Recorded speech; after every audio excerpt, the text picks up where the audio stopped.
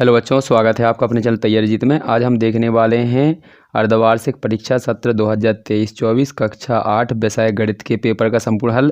इस वीडियो में हम देखने वाले हैं क्वेश्चन नंबर 12 से 20 तक के संपूर्ण प्रश्नों का हल। यदि आपने 1 से लेकर 11 तक के प्रश्नों का उत्तर नहीं देखा है तो इस वीडियो के लास्ट में आपको एक वीडियो मिल जाएगा, उस पर आप क्लिक करके 1 से लेकर यहाँ पर 11 क्वेश्चनों का हल देख सकते हैं।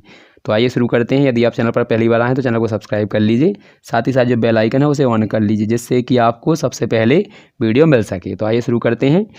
तो आप यहाँ पर पेपर देख लीजिए, इस प्रकार से आपका ये पेपर है, ठीक है। तो यहाँ पर हमने यहाँ पर 21 क्वेश्चनों तक के उत्तर देख लिए, यहाँ पर 11 तक के क्वेश्चनों का हल देख लिया था।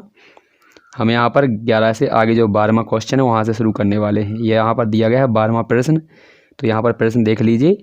अब इसका प्रश्न का हम उत्तर देखने वाले हैं। तो आइए यहाँ पर प्रश्न का उत्तर देखते हैं। तो ये रहा 12वां प्रश्न आपका। तो यहाँ पर ये रहा। तो क्वेश्चन नंबर 12वां दिया गया है इस प्रकार से, तो इसको देख लीजिए। तो यहाँ पर ये चित्र दिया गया है। तो चित्र में पूरे जो कोण है वो बाह्य कोण है, यहाँ पर आप देख सकते हैं। तो हम जानते हैं, यहाँ पर लिखेंगे। तो ये चित्र आपका बना है, आप यहाँ से हल करेंगे इसे। तो यहाँ पर लिखेंगे हम जानते हैं, हम क्या जानते हैं कि सभी जो बाह्य कोण होते हैं उनका योगफल कितना होता है, 360 होता है। तो 125, 125 और x तीन कोण दिए हैं बाहर, तो तीनों का हमने योग कर दिया। यहाँ पर ये रहा 125, 125 और x, तीनों को जोड़ देंगे और बराबर में कितना लिख देंगे, 360। दोनों जोड़कर कितने हो जाएंगे, 250। ये जाएंगे इस साइड तो घटाना के हो जाएंगे, और जब घटा देंगे तो कितना आ जाएगा, 110। यही हमारे सवाल का आंसर हो जाएगा। यदि आपको कोई क्वेश्चन गलत लगता है आंसर, तो आप कमेंट में जाकर कमेंट कर सकते हैं। इसके बाद अगला क्वेश्चन है आपका 13।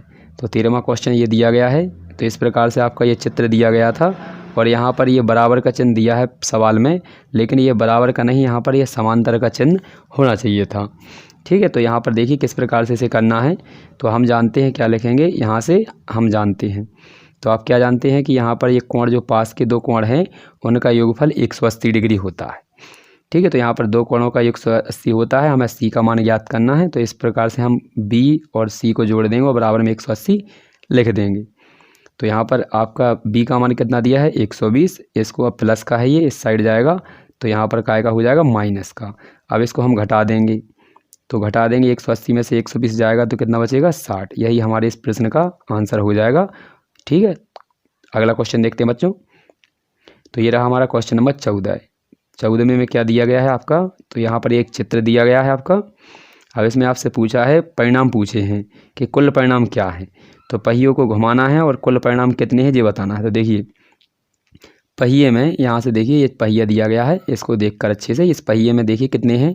तो आपके 1 2 3 4 5 ये दिए गए हैं। तो आइए इनके परिणाम देख लेते हैं क्या है। तो ये रहा पहले प्रश्न का उत्तर हमारा ए का।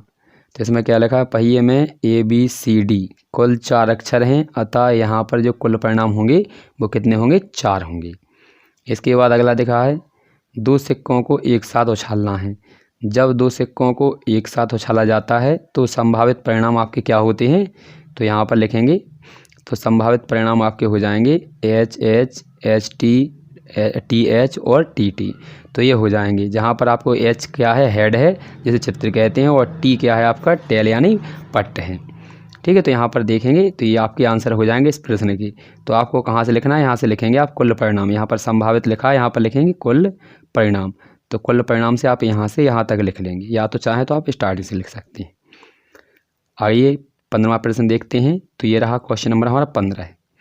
तो इसमें क्या कहा गया था, तो प्रश्न में दिया गया है कि आपका सभी त्रिक ज्ञात कीजिए यदि एक त्रिक कितना दिया है, 12। तो आपका 12 दिया गया है, तो आपको क्या लिखना है, 2m बराबर लिखना है 12 है। m बराबर करेंगे तो ये 2 आ जाएगा इसके बटे में, 2 से भाग दे देंगे 12 में, तो आ जाएगा आपका ये 6। तो m का मान कितना हो गया, 6। तो अब यहाँ से निकालेंगे तो क्या है आपका, त्रिक ज्ञात करने हैं। तो पाइथागोरस त्रिक लिखेंगे, ये सूत्र होता है, इसे याद कर लीजिएगा। तो सूत्र होता है 2m, m² - 1 और m² + 1। m का मान कितना है, 6। अब यही रखना है, तो यहाँ पर रख देंगे m के स्थान पर 6, यहाँ पर भी रखेंगे 6 और यहाँ पर भी रखेंगे 6। जहाँ m है वहाँ पर 6 रखना है। अब यहाँ पर 6 दूनी कितना हो जाएगा, 12। यहाँ पर 6 का वर्ग करेंगे तो हो जाएगा आपका 36, और 1 घटाना है तो कितना बचेगा, 35।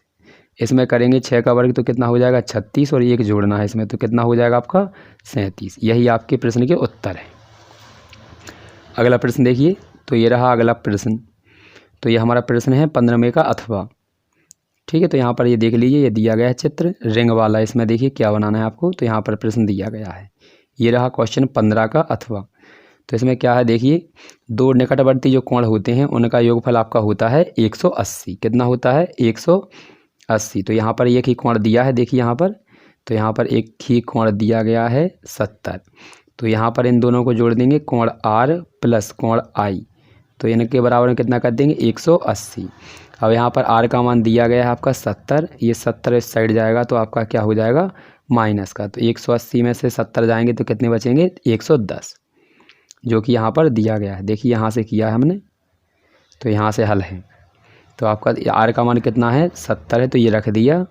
ठीक है, तो 70 यहाँ पर प्लस का है, इस साइड आएगा तो काय का हो जाएगा माइनस का, और ये घट जाएंगे दोनों तो बचेगा 110। तो यहाँ पर जो हमने 110 यहाँ पर लिखा हुआ है। अब ये आपको पता होना चाहिए कि आमने सामने के जो कोण होते हैं वो कैसे होते हैं बराबर। तो इसके सामने का कोण है N और इसके सामने का कोण है G, तो ये दोनों आपस में कैसे हो जाएंगे बराबर। ठीक है, तो यहाँ पर लिखा हुआ है, ये देखिए आप। तो R बराबर आपका N है 70 और I बराबर G है 110। कैसे कोण है ये सम्मुख कोण। अच्छे से इनको समझते चलिएगा। इसके बाद अगला प्रश्न देखते हैं बच्चों 16वां। तो 16 क्या दिया है, इसमें आपको वर्गमूल निकालने हैं। देखिए ये दिया गया है 16, तो यहाँ पर क्या करना है आपको, कौन सी विधि से, अभाज्य गुणनखंड विधि। अभाज्य गुणनखंड विधि होती है इस प्रकार से, तो इनके हमें वर्गमूल निकालने हैं। तो देखिए इस प्रकार से आप काटेंगे तो ये लिखा है, ये दोनों आप उतार लीजिए अच्छे से, ये तो आप कर ही लेंगे। ये आपका 400 का है और ये आपका 200 यहाँ पर 529 का है। तो इसका 400 का वर्गमूल है 20 और इसका है 23, ये आप कर ही लेंगे। इसके बाद अगला प्रश्न है, ठीक है, तो यहाँ पर ये अगला प्रश्न दिया गया है 16 है। तो 16वां का अथवा दिया है, देखिए 16 तो आपने कर ही लिया, ये 16 का अथवा है। तो इसमें आपको क्या करना है अगले में, तो 16वें का आपको इस प्रकार से वर्गमूल यहाँ पर ज्ञात करना था। ठीक है, तो यहाँ पर ज्ञात करेंगे, पंक्तियों की संख्या पूछी थी, तो इस प्रकार से काट लेंगे, इसका आंसर आ जाएगा 45। अगला प्रश्न दिया था आपका 17 है। 17 में क्या दिया है, 17वें प्रश्न में दिया गया है एक वर्ग का क्षेत्रफल दिया गया है वर्गाकार क्षेत्र का। तो उसमें आपको क्या माननी है भुजा, तो यहाँ पर मानेंगे भुजा आपकी क्या है ए। तो इसका क्षेत्रफल दिया है, वर्ग का क्षेत्रफल कितना दिया है 2304, तो ये 2304 दिया गया है। अब ये आप यहाँ पर वर्ग का क्षेत्रफल निकालेंगे तो इसका होता है भुजा की घात 2 और इसको हटाएंगे तो यहाँ पर ये बन जाएगा अंडर रूट। अब ये कितने का वर्ग होता है 2304, तो 48 का होता है। यही हमारे इस सवाल का उत्तर हो जाएगा। आइए अगला प्रश्न देखते हैं। ये रहा इसी प्रकार से 18वां प्रश्न दिया गया है आपको। तो इसमें क्या लिखा है, माना कि भुजा हमने ए मान ली है, भुजा की लंबाई, वर्ग का क्षेत्रफल हमें दिया है 441। तो अब यहाँ से करेंगे, वर्ग का क्षेत्रफल होता है भुजा की घात 2 बराबर में 441 ही चलेगा। यहाँ से घात हटाएंगे तो यहाँ पर क्या हो जाएगा अंडर रूट आ जाएगा। इसके बाद ये 441 कितने का वर्ग होता है 21, तो बाहर हमारे आ जाएंगे 21 मीटर। यही हमारे इस प्रश्न का उत्तर है।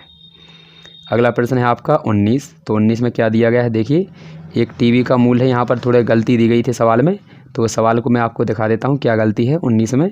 तो देखिए बच्चों, ये रहा प्रश्न नंबर हमारा 19। तो इसमें आपको क्या है, देखिए यहाँ पर ये 42 एक्स्ट्रा दिए गए हैं, इनको नहीं लिखना है। तो यहाँ पर ये किराए मूल है, अंकित मूल, और ये 12% आपका कर है, बिक्री वसूला गया है। तो आपको यहाँ पर देखिए, यहाँ पर ये 42 नहीं लिखना है, ये काटना है 42, ये गलत लिखा है इसमें। ठीक है, तो आइए शुरू करते हैं अब। तो यहाँ पर ये दिया गया है और यहाँ पर ये 12 दिया गया है। तो आइए यहाँ पर देखते हैं। तो ये रहा प्रश्न नंबर हमारा 19। ठीक है, तो यहाँ से देखेंगे तो ये दिया गया है, देखिए टीवी का मूल्य कितना है 13,000 रुपये, कर का प्रतिशत कितना है 12%। कोई वस्तु अपन ने 13,000 में खरीदी और 12% उस पर ब्याज दे दिया। तो यहाँ पर एक राशि कितनी भुगतान की जाएगी, तो यहाँ पर लिखेंगे 13,000, अपन ने 12 रुपये और ज़्यादा दे दिए। तो ठीक है, 100 की होती है परसेंटेज वैसे, तो 100 में 12 और जुड़ जाएंगे आपके, तो कितने हो जाएंगे आपको 112, और प्रतिशत हटता है बटे में कितने आते हैं 100। अब यहाँ से आप काट देंगे इसको, तो काटने पर आपके 2 जीरो से 2 जीरो कट जाएंगे, यहाँ पर 100 के और यहाँ से 2। अब इनके दोनों का गुणा कर लीजिए जो शेष बचे हैं, तो आपका आंसर आ जाएगा आपका 145 और 60। यही हमारे इस प्रश्न का उत्तर हो जाएगा। आशा करते हैं आपको समझ में आया होगा। इसके बाद यहाँ पर अगला प्रश्न है 20वां। इसमें आपको क्या करना है, जोड़ना था। ये दिए गए हैं पद, इनको आपको जोड़ना है। तो आपको जस्ट यहाँ पर जो कॉमा लगे हुए हैं, इन कॉमा की जगह पर प्लस का चिन्ह लगाना है।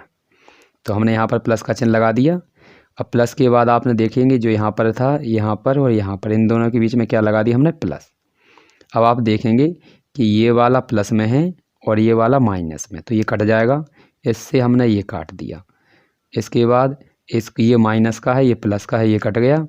और ये माइनस का था, ये प्लस का, तो ये कट गया। सभी कटने के बाद कितना बचा, 0। यही हमारे सवाल का उत्तर था। इसके बाद ये रहा प्रश्न इसका अथवा।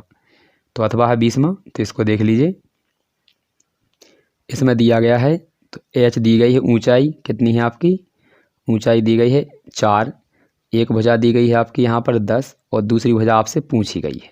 तो आपको यहाँ पर सूत्र लगाना है इसका समलंब का। तो समलंब का क्षेत्रफल दिया गया है 34।